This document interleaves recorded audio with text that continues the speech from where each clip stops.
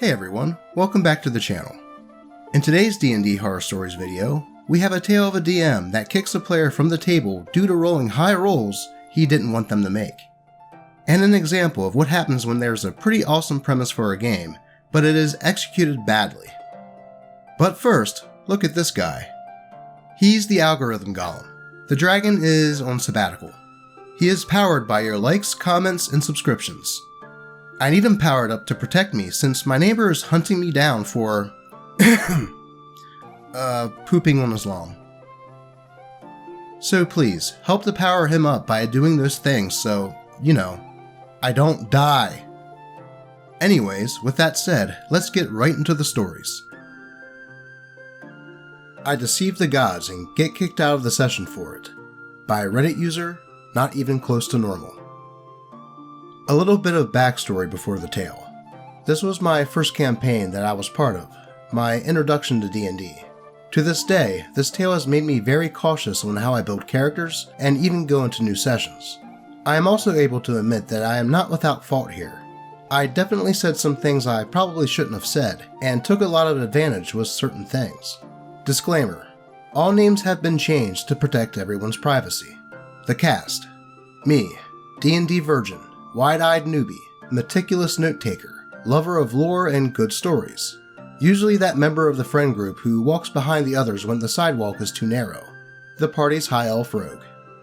DM, the dungeon master, weaver of epic ballads, helpful and creative friend who invited me to the campaign, hater of my characters, which is fair, usually, but this extent not so much, and people that take notes better than him. Teed, guy who helped me get my hands on the player handbook and dungeon master's guide, so I could learn. The party's red dragonborn cleric. Mitch, good friend of the DM, encouraged role-playing at the table, helped me come out of my shell a little bit in the group. The party's dwarven paladin. Now that the cast is present and accounted for, let's begin the tale. Around 5 or 6 years ago, I was in my senior year of high school, just chilling out and doing my thing, when my good friend, DM, asked me if I've heard of Dungeons & Dragons. He had invited me to join a campaign he was running that had a seat open up after one of his usual people left due to moving away for college. After school, we went down to our local game shop to meet the rest of the party. T was the resident bookkeeper. He had all the books they were going to be using and loaned them to people, while Mitch was mostly in charge of snacks since he always knew a guy or a guy who knows someone who could get him a good deal on really great snacks. There were a few others there who aren't important to the story. After introductions were made, DM lets me play a monster, a cave bear if I can remember correctly, to get used to how combat worked as I read through the player's handbook and the dungeon master's guide for that day's session. When the session was over, Teed and DM stayed behind to help me make a character while Mitch and the others went home. It took a while, but eventually, Thilden, a rogue with a penchant for bullshit, deception, and a habit of taking down notes every day of important information, keen mind feat, plus a way to use my notes in game, was born. Thilden had his highest scores in charisma and dexterity, with expertise in deception and sleight of hand. The group met him with some trepidation at first because he was a rogue with a noble background, having learned his roguish skills from being bored and having no expectations as the 10th child in the family. Teed's character, Brunner, decided to give Thilden a chance to join the group, while Mitch's character, Vinette, felt like they had to be both protector for the spoiled brat and a bit of a probation officer to keep him from stealing things. At first I was nervous a bit at the table, but with some encouragement from Mitch, I found a love for role-playing and soon became enthralled, often talking while taking my meticulous notes for the session. Around level 6, Teed and Mitch get a message telling them that they are being summoned to the Gathering of the Churches, a national gathering of the churches of all the deities to celebrate the whole pantheon. The party gets lost on the way, forgetting which town we were supposed to go to, cueing me to share my notes with them both in and out of character. It gets us where we need to go, and we set up camp for the night. During the gathering, I went around to every single church present to learn as much as I could about the whole deific pantheon and their relationships, because it could be useful to me as a rogue. DM, amazed that someone would want to learn that much, shared everything about the deities through what the circles knew, and naturally I put that in my notes. I also went about that night and stole a holy symbol from each church, because hey, useful for bullshit if my rogue gets in trouble. After that session, Mitch asked me to hang back for a bit. He tells me he is impressed by the detail in my notes, but to maybe back off on them a little bit because DM is also a good note taker, and hates competition as a note taker because he loves being asked if we can make a check to remember things. After assuring Mitch I wouldn't frequently use my notes, so the DM could have that fun, I went home. I didn't know exactly what the warning was about on that, but boy would I learn. A few sessions passed and our party was heading by sea, when suddenly we were attacked by some creatures. One specifically targeted me to knock me over a cliff, causing me to lose a random amount of my notebooks in-game, amounting to me losing a lot of information access in-game. While I was allowed to choose some of what I lost, the DM also made me lose everything I had on the deities. Luckily, in-game, it had only been 3 weeks since the gathering, so I made another notebook after the encounter was over thanks to the Keen Mind feat. I had to do this a couple more times because the DM kept trying to destroy them until I traded the sorcerer for a scroll with a spell that would let me remember the information indefinitely. Granted, events down the road would certainly justify why he might do a thing like that. Fast forward to level 16. We were summoned to the realm of gods to seek assistance in taking out the BBEG. Knowing this was coming, figuring the deities would give us boons, I prepared my best bullshit requests and excuses, ready to take full advantage like I'd never had before of my notes on the deities. Up to this point, I'd only used it to bluff my way out of trouble with a church a handful of times, and in real life, a year had passed since Mitch's warning, which I'd forgotten about. We go to the gods, and they say they see a need for us to succeed because the BBEG wanted to become a deity too.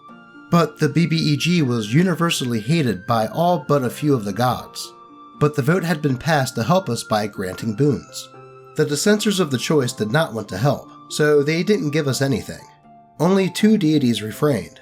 When it came my turn to interact with the deities, I wanted to bullshit them and tell them that their rival was giving me, or had given me, something powerful enough that they'd step up and give me something better, playing on their pride. At first, the DM tried to stop me from remembering it, but then I reminded him of the scroll that let me keep the information on the gods.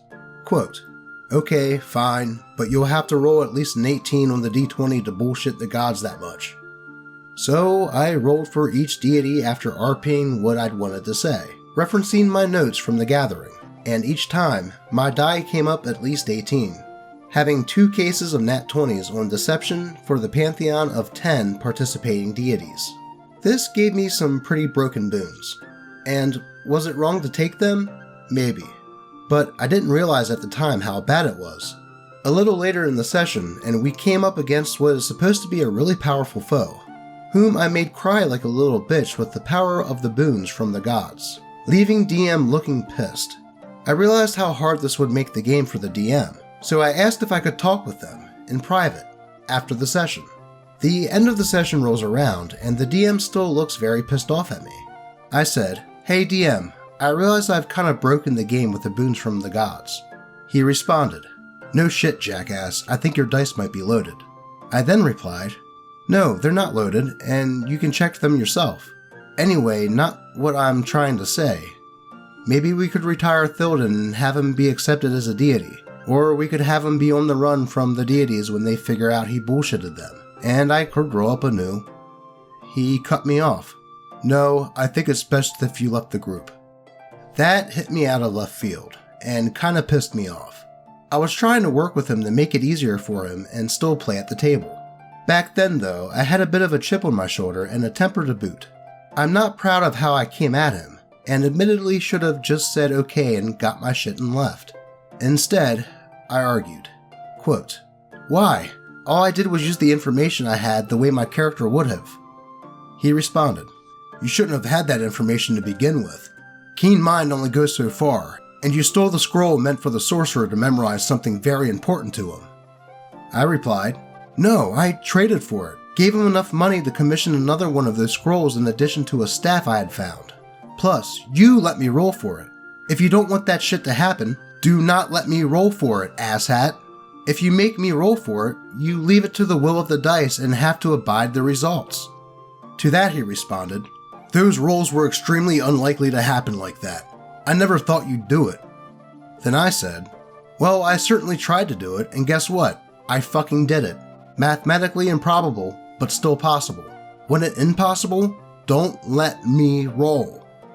And then he just simply said, you're not part of the table any longer, no matter how much you argue with me. And so I left, still fuming. I later learned from Mitch that the next session, the DM had the gods insta-kill Theoden for his deceitful actions, and a new rule came up at the table that anyone with keen mind was not allowed to take notes in-game. He also spread lies about how I had physically assaulted him after the session, when he only was asking me to retire the character and make a new one, claiming I made the stance that if Theoden wasn't allowed, I was gone, and I'd kick his ass for it. How much the party believed, I'll never know, because they all cut off contact with me after that. That DM should have definitely not let OP roll for the knowledge checks if he didn't want him to make them. Like OP said, it was improbable but definitely possible. And to kick a player out for making the rolls that the DM didn't want him to succeed on is quite the douchey move. You're the DM, you control the world your players are in. He should have crafted a way that would have made it impossible for OP to even roll for it. I personally think that OP didn't overreact, and the DM was at fault. And then to tell the other players that OP threatened him is just the cherry on top of that shit sundae. Though, what do you think? Anyway, on to the next story. Fantasy Groundhog Day by Reddit user Anakis. This was back in 2019, the before times, and I had been invited to join a new group by some in-real-life friends. The GM wanted to run a text-based 5e game, which everyone agreed to as most of the group had unreliable internet due to living situations. I don't particularly enjoy text-based games, but I was excited to play with good in-real-life friends and people I already knew. The adventure was posed as a murder mystery with a bit of bodyguarding thrown in for good measure. Our task was to go to a spooky mansion, investigate a murder, and prevent the murderer from getting the next guy. Simple enough. We all rolled up characters that we thought would work with the brief. Some nerdy investigator types and a couple of burly bodyguards. All in all, it was a fun cast of characters. After a short bit of searching for clues, the trouble started. Charged with protecting an NPC, who we shall call the Brat, because he was a seriously bratty kid, from the hidden murderer. The party decided to move to a more secure location. We didn't get far. Within 5 minutes, we encountered the first of many deadly traps in this adventure. Without warning, and without much of a chance to react, the Brat was dead.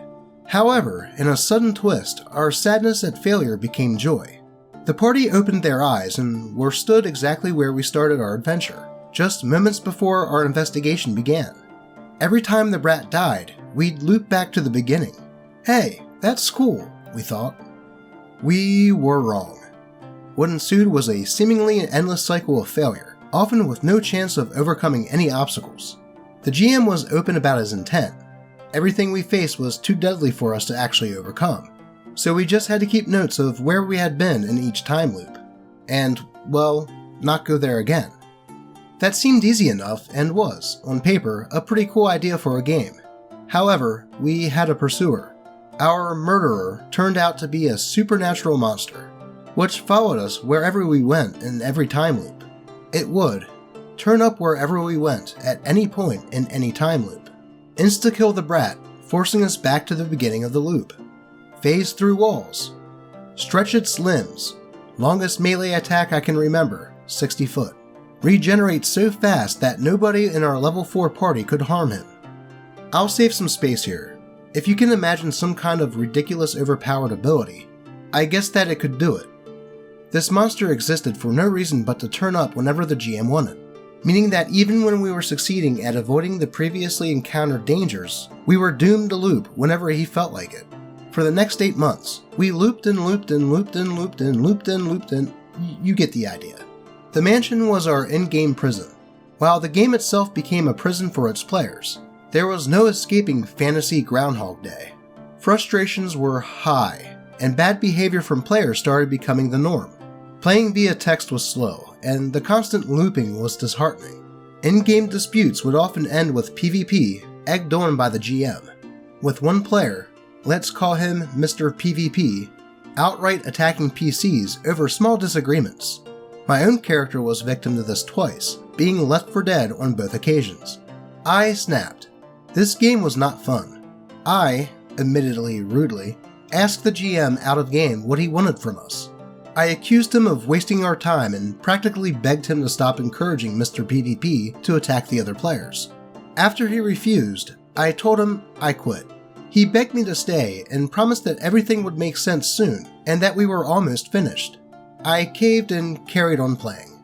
Outside of game, several of us players had also started to have real arguments over how people were acting during game. Personally, I ended up having a serious IRL fallout with Mr. PvP and flat out thought, quote, "This guy is a bad person." All the while, the GM sat back and watched it happen over and over again. Eventually, the adventure came to a very unceremonious close, where the GM solved his own mystery with a lengthy cutscene with next to no input from PCs. I have since quit the group, but stayed in touch with most people, including the GM. Fast forward to a recent conversation that spurred my decision to write this post. Now, in 2021, he revealed the, quote, "big secret" of this adventure to both myself and another ex-group member. Mr. PvP's character was working for the enemy the whole time. Every time he attacked the party, every time he disagreed so strongly with plans that we changed path, every time he caused any problems, it was because the GM had told him to do it. And by his own admission, on top of everything else, we were never supposed to find out about this. And Mr. PvP didn't want to do it. Fuck you, GM. TLDR, GM ran an inherently frustrating time loop adventure and made things worse by pulling strings behind the scenes to encourage typical horror story behavior from players, causing serious arguments both in and out of game. Man, I have to say the whole premise of that game sounds really cool and could make for some great RP. Though the way the DM went about his execution definitely left a lot to be desired. And though I think OP dropping a friendship due to things happening in game is overkill, the fact that the DM watched it happen and didn't say anything for months is kinda messed up. Also, if I were the player that was playing Mr. PvP, I would have come clean about the behind the curtain stuff when I realized everything was falling apart. Though that is just this Doge's thoughts. Anyways guys, I would like to thank you for watching. Wait, what's this? The algorithm golem is powering up! And just in time it seems like. And it's all thanks to you guys that this Doge will live to see another day. Oh, and if you have a story that you would like shared on the channel, you can always go to the subreddit r/DNDDoge, or even just at me on Twitter. I appreciate all of you, and may all of your rolls be natural 20s. Until next time.